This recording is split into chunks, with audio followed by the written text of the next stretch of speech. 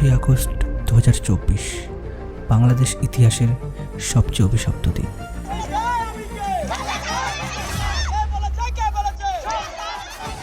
একটি সাধারণ ছাত্র আন্দোলনের জেরে সরকার পতন বাংলাদেশের।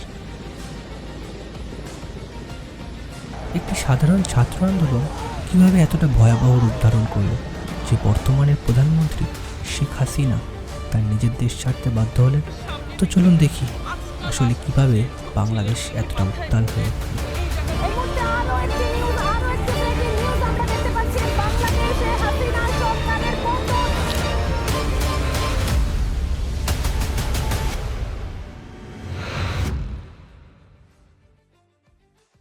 আমরা সকলেই জানি বাংলাদেশের এত ভয়াবহ অবস্থা তাদের কোটা সিস্টেমকে ঘিরে। প্রথমে আমাদের জানতে হবে কোটা সিস্টেম ঠিক কীভাবে শুরু হয়েছিল। দেশভাগের পর বাংলাদেশকে পূর্ব পাকিস্তান আর পাকিস্তানকে পশ্চিম পাকিস্তান বলা হতো। তারা ঠিক করেছিল যেহেতু তারা মুসলিম মেজরিটি দেশ তাই তারা একসাথে থাকবে, কিন্তু এরকমটা হয় না। শুরু হয়ে যায় তাদের মধ্যে মতবিরোধ, আর এই মতবিরোধ বাড়তেই থাকে। এরপর 1970 সালে প্রথম জেনারেল ইলেকশন হয়, যেখানে পূর্ব পাকিস্তানে ছিল 162টি সিট আর পশ্চিম পাকিস্তানের ছিল 138টা সিট। আর সেই সময়ের সবথেকে বড় দুটো দল ছিল পশ্চিম পাকিস্তানের জুলফিকার আলীর পাকিস্তান পিপলস পার্টি, আর পূর্ব পাকিস্তানে ছিল শেখ মুজিবুর রহমানের আওয়ামী লীগ পার্টি। মুজিবুর রহমান পূর্ব পাকিস্তানের সবথেকে বড় নেতা ছিলেন। তিনি পূর্ব পাকিস্তানের মানুষদের এইটা বোঝাতে সফল হয়েছিলেন যে কিভাবে পশ্চিম পাকিস্তান সমস্ত সুযোগ সুবিধা থেকে তাদের বঞ্চিত করছে। এরপর যখন ভোটের ফল ঘোষণা হয়, পশ্চিম পাকিস্তানের নেতারা ফলাফল দেখে অবাক হয়ে যায়।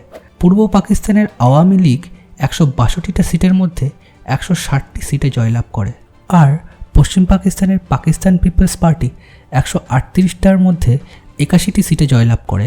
এর মানে হলো আওয়ামী লীগ প্রথমবারের জন্য সরকার গঠন করবে, আর এর সাথে সাথে সমস্ত রাজনৈতিক ক্ষমতা পূর্ব পাকিস্তানের কাছে চলে যাবে।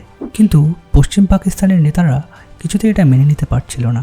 এরপর পশ্চিম পাকিস্তানের মিলিটারি আওয়ামী লীগের জয়কে পুরোপুরিভাবে বয়কট করে, আর এর কারণে মুজিবুর রহমান পূর্ব পাকিস্তানের মানুষকে নিয়ে আন্দোলন শুরু করে এবং 7 মার্চ 1971 ঢাকার রেসকোর্স ময়দানে তার সেই ঐতিহাসিক বক্তব্য রাখেন এবং সেখানে তিনি স্বাধীন বাংলাদেশের দাবি করেন।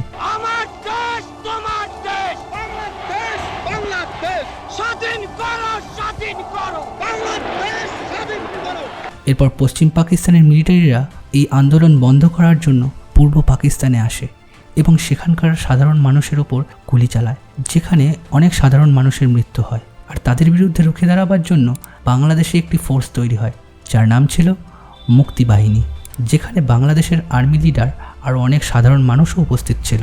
এরপর ভারতীয় সেনা আর বাংলাদেশি সেনা মিলে পশ্চিম পাকিস্তানের সেনাদের হারিয়ে দেয়, যার ফলে 1971 বাংলাদেশ পুরোপুরিভাবে স্বাধীন হয়।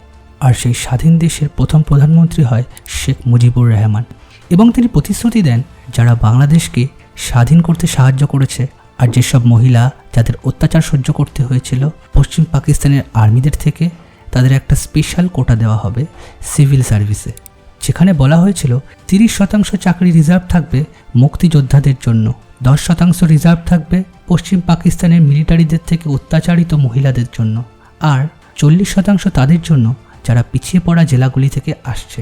কিন্তু সমস্যা তখন হয় যখন এই কোটা সিস্টেম চলতেই থাকে। এরপর 2010 সালে এই নিয়মের পরিবর্তন আনা হয়।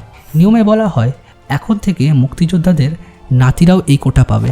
এর মানে হলো 56% চাকরি বিভিন্ন মানুষদের জন্য রিজার্ভ থাকবে আর 44% চাকরি মেরিট বেস হবে। এই নিয়মে বাংলাদেশের মানুষ মোটেই খুশি ছিল না, আর এর কারণেই 2018 সালে সারা দেশ জুড়ে শুরু হয় ছাত্র আন্দোলন, কারণ তারা এই কোটা সিস্টেমের পরিবর্তন চেয়েছিল। তারপর এই মামলা বাংলাদেশের হাইকোর্টে চলে যায়, আর হাইকোর্ট এই মামলা রিজেক্ট করে দেয়। আর এরপর এই বিষয় নিয়ে সরকারের প্রতিক্রিয়া আসে যে কোটা সিস্টেমে কোনো সমস্যা নেই, এটা চলতেই থাক। আর এরপর সরকারের এই প্রতিক্রিয়া দেখে বাংলাদেশের ছাত্রছাত্রীরা রাস্তায় নেমে পড়ে আন্দোলন শুরু করে। তারা রাস্তা বন্ধ করে দেয়, রেল লাইন বন্ধ করে দেয়, আর কিছু ছাত্রছাত্রী সরকারের ওয়েবসাইটও হ্যাক করে নেয় আর দাবি করতে থাকে কোটা সিস্টেমের পরিবর্তনের জন্য। আর এর কারণে সরকারকে কোটা সিস্টেমের পরিবর্তন আনতেই হয়। তারা ঠিক করে এখন থেকে কোটা সিস্টেম দেওয়া হবে না। এরপর বাংলাদেশ আবার শান্ত হয়ে যায়। সরকারের এরকম সিদ্ধান্তে মুক্তিযোদ্ধাদের পরিবাররা মোটেই খুশি ছিল না। তারা সরকারের এই সিদ্ধান্তের বিরুদ্ধে হাইকোর্টে আপিল করে এবং 5ই জুন 2024 বাংলাদেশ হাইকোর্ট বলে কোটা সিস্টেম সরিয়ে দেওয়া অসাংবিধানিক এবং বেআইনি। এর ফলে বাংলাদেশের কোটা সিস্টেম আবার ফিরিয়ে আনা হয়। কোর্টের সিদ্ধান্তের কারণে আবারও ছাত্র আন্দোলন শুরু হয় আর দেশের প্রতিটা কোনায় কোনায় এই আন্দোলন ছড়িয়ে পড়ে। এখনও সব কিছুই সরকারের হাতের মধ্যে ছিল। এরপর শেখ হাসিনা 14ই জুলাই আন্দোলনকারীদের শান্ত করবার জন্য একটি প্রেস কনফারেন্স করেন, কিন্তু প্রেস কনফারেন্স চলাকালীন উনি এমন এক মন্তব্য করে বসেন যার কারণে পুরো পরিস্থিতি হাতের বাইরে চলে যায়। মুক্তিযোদ্ধাদের নাতিপুতিরাও পাবে না, তাহলে কি রাজাকারের নাতিপুতিরা পাবে? আর প্রধানমন্ত্রীর এরকম মন্তব্যের কারণে আন্দোলনকারীরা আরও ক্ষেপে যায়, যার কারণে এই আন্দোলন আরও ভয়াবহ রূপ নেয়। এই আন্দোলনকারীদের থামানোর জন্য সরকার সারা দেশে কারফিউ জারি করে এবং শ্যুট অ্যান্ড সাইটের অর্ডার দেয়।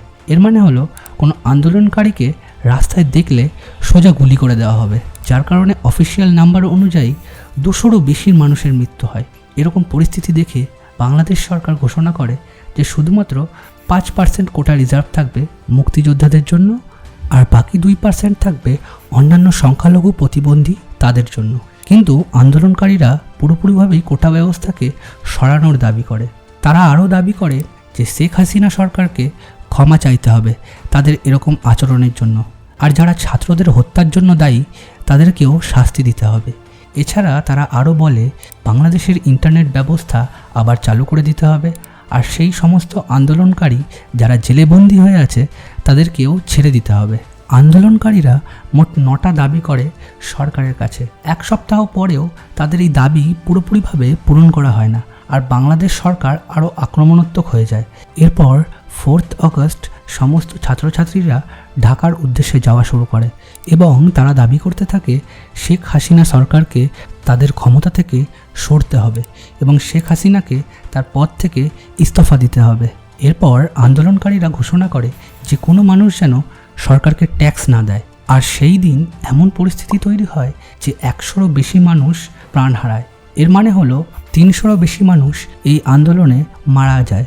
এরপরে এই আন্দোলন আরও ভয়াবহ রূপ নিতে শুরু করে। আর 5ই আগস্ট পরিস্থিতি এত খারাপ হয় যে শেখ হাসিনা সিকিউরিটি টিম তাকে বলে পরিস্থিতি আর হাতের মধ্যে নেই, আপনার কাছে কোনো সময় নেই, আপনাকে অতি সত্বর এখান থেকে বেরোতে হবে। এরপর শেখ হাসিনা তার বোনের সাথে হেলিকপ্টারে করে ভারতে চলে আসে। এরপরই আন্দোলনকারীরা শেখ হাসিনার বাড়িতে ঢুকে পড়ে এবং সেখানে ভাঙচুর চালায় এবং এরপর বাংলাদেশের সেনা ঘোষণা করে তারা শীঘ্রই একটা ইন্টারিম গভর্নমেন্ট তৈরি করবে। ভারতের প্রতিবেশী দেশগুলি দেখতে গেলে ভারতের রাজনৈতিক সম্পর্ক কোনো দেশের সাথেই তেমন ভালো নেই। শুধুমাত্র বাংলাদেশ এমন একটা দেশ ছিল যার সাথে ভারতবর্ষের ভালো সম্পর্ক ছিল। এখন সেই সরকার না থাকায় এটাই দেখার বর্তমান বাংলাদেশের সরকারের সাথে ভারতবর্ষের সম্পর্ক ঠিক কেমন হয়।